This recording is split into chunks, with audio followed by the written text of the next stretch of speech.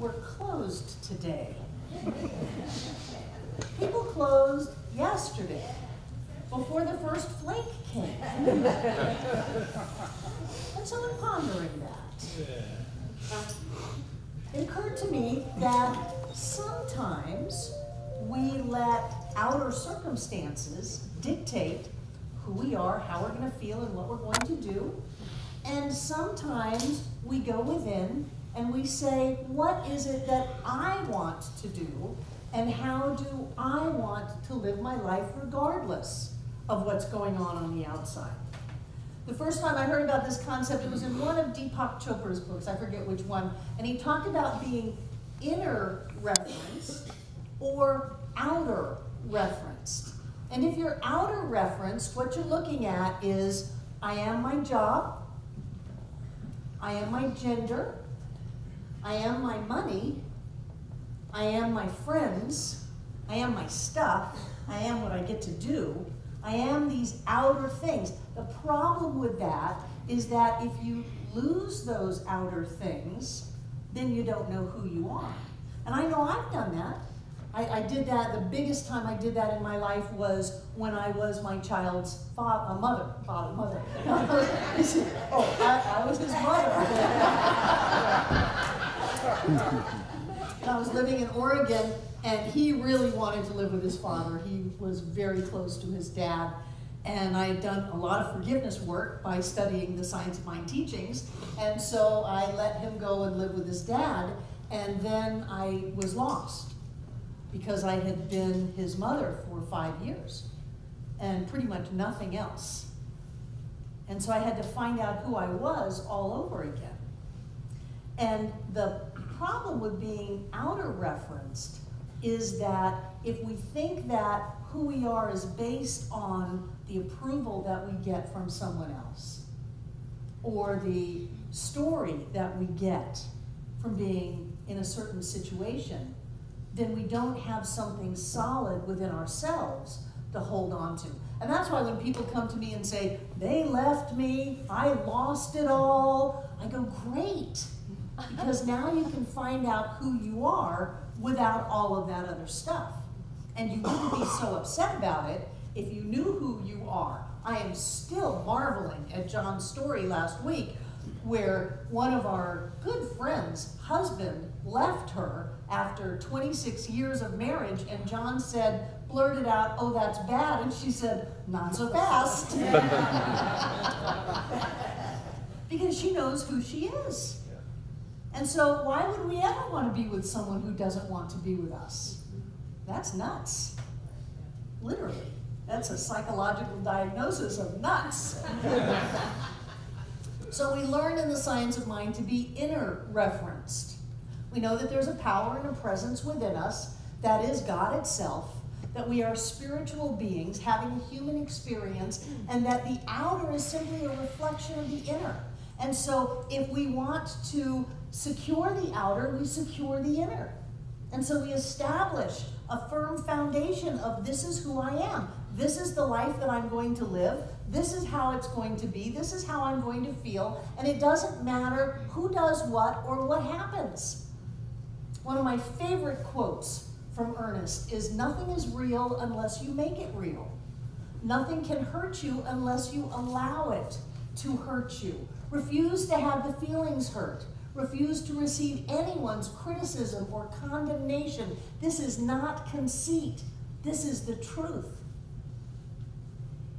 Nothing is real unless you make it real. And I've spent a lot of years in my past making things real to me so that I could feel secure holding on to them. But because I was committed to growth, then I would have to lose that so that I could find a greater sense of myself. And as I found that greater sense of myself, things could come and go. And they didn't take me down. I won't say they don't touch me or they don't affect me, because that still happens. But they didn't destroy me. They didn't demolish me. They didn't break me. Because I knew that I had something inside of me that was bigger than this circumstance or this problem. And so when someone didn't do what I wanted them to do, I wasn't devastated. Maybe I was a little ticked off, and then I would work on my forgiveness work and know that we are all one and that this is just a reflection of me and that obviously there's some part of me that does that too. Breathe, let it go, and move on. That was 10 years worth of therapy for you right there. Even when it's so tempting to think that something is giving something to us, it's us that is bringing it to the mix. So when you think of your significant other, now, this may be a little bit not so wonderful feeling, but stay with me for a minute. When you think of your significant other, it is not their love to you that you are feeling, but they love me. I mean, I'm married to the world's best husband. No offense to anybody else, but for me, he's the best husband, and I feel so loved in his presence. He loves me so wonderfully. He brings me coffee every morning of my life when he is in the same town. He brings me coffee in bed. That's what he does. But that's not his love that I'm feeling. It is my love in his presence. And for whatever array of reasons, I have given myself permission to feel my love so fully when I am with him. But that's my love coming back. And when it's my love, nobody can take it away from me. Nobody can use it to hold me hostage. Nobody can blackmail me with it. It's my love that I bring to the mix, that I experience in that presence. It is my love. And when I can claim that, then I can love for all I'm worth. I can love with all I've got, because I don't have to worry about somebody pulling it back or someone looking disapprovingly at me. That's my love. I bring it with me. We bring everything with us. I do so try to take my minister's hat off, but I think it's super glued on. I'm minding my own business, standing in line at the little parking kiosk at the new parking lot at the beach. And there are people emblazoned in battle with this machine because it's not reading their credit card correctly. Now, whether or not they have it in upside down or whatever, I don't know. It was not in English.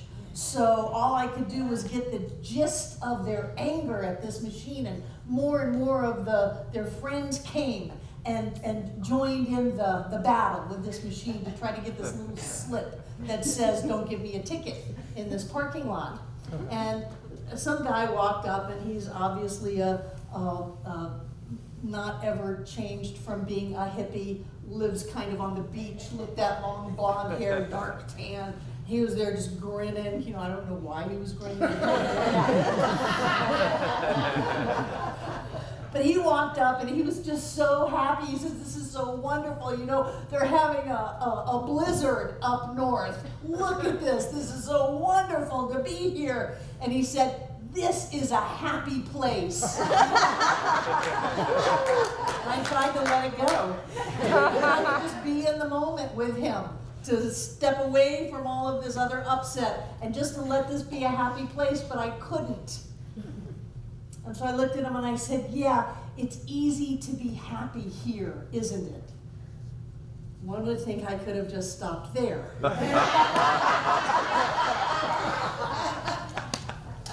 But I said, because my commitment is to teach everybody, if they'll stand still long enough, to teach them something. I said, "But you know, we bring our happiness with us wherever we go. It's our happiness. But it's easy to be happy here, isn't it?" And he just looked at me like I was from another planet. Because we want to say that things bring us happiness. We want to say that relationships bring us happiness. We want to say that going to a certain geographical location brings us happiness. We want to say that getting what we want brings us happiness, but it doesn't. We have our own happiness.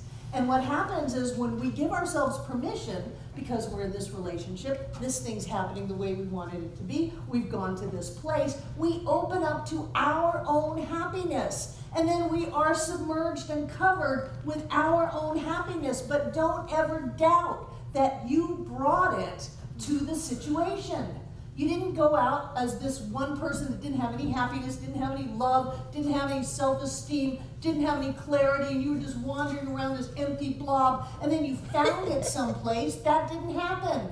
You brought it with you, and somehow you gave yourself permission to let it out.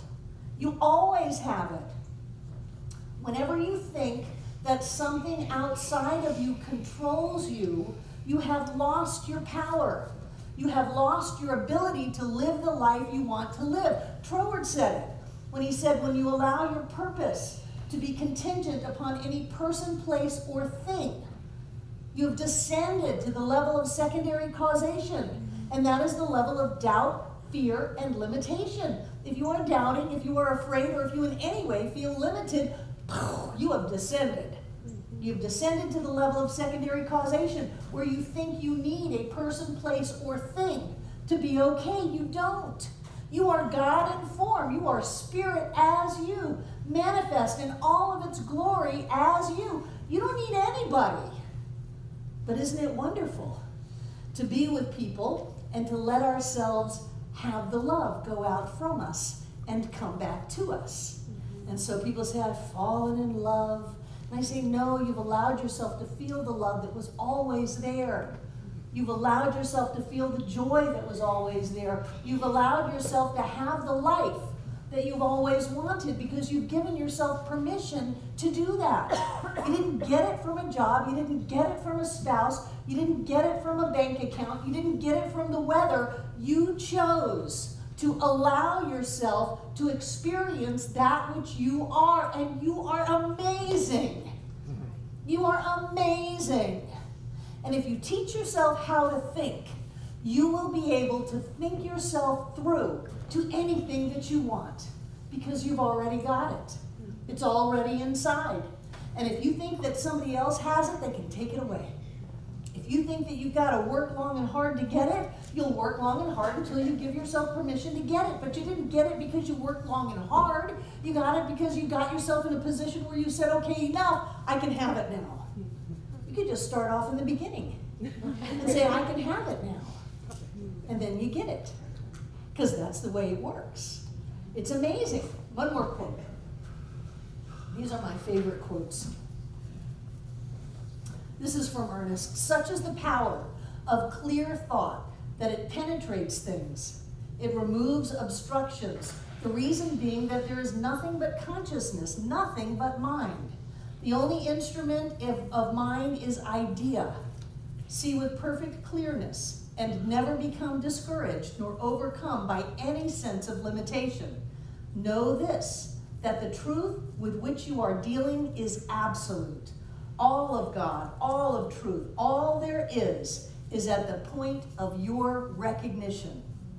All of God, all of truth, all that there is at the point of you. And when you realize that you came with a full package, you didn't come with anything missing, there are no empty spots, no broken parts, you came with a full package, then all you have to do is let it out. You can fall in love with anybody. Practice it. You can start off with the easy people in this room, but then practice it with people who are maybe not so easy. Fall in love with them. Let yourself experience love. Whenever you hold on to criticism and judgment and condemnation, you're just closing down your own flow. And it's not hurting anybody but you. So open up. Practice loving. Practice being happy. Practice being in your joy. Practice giving yourself permission to have the life of your dreams. You've already got it. It's already inside of you. All we have to do is be in a reference to open up and let it out. And so it is. Thank you.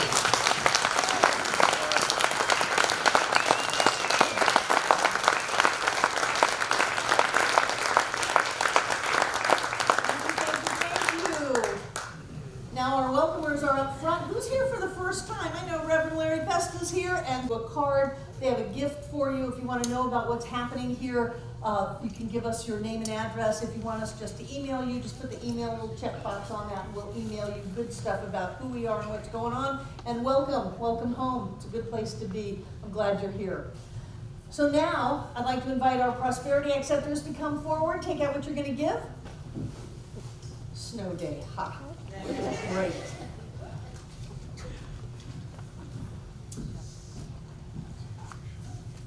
And I want to thank you for the generous way that you support the center.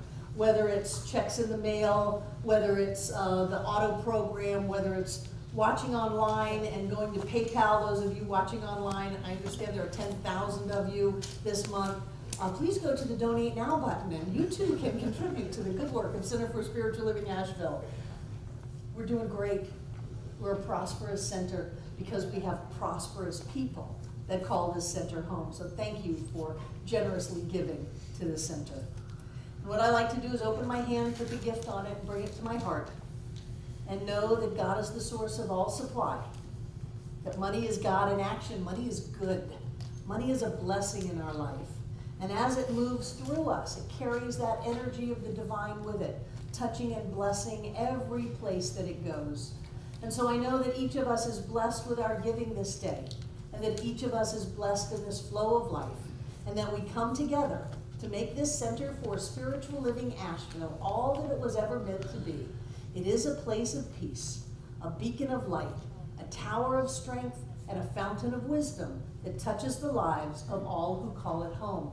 And we'll repeat our investment affirmation together aloud. I freely and joyously give from the abundance and fullness of my overflowing wealth, knowing my gift goes with love as it touches and blesses the world. And so it is.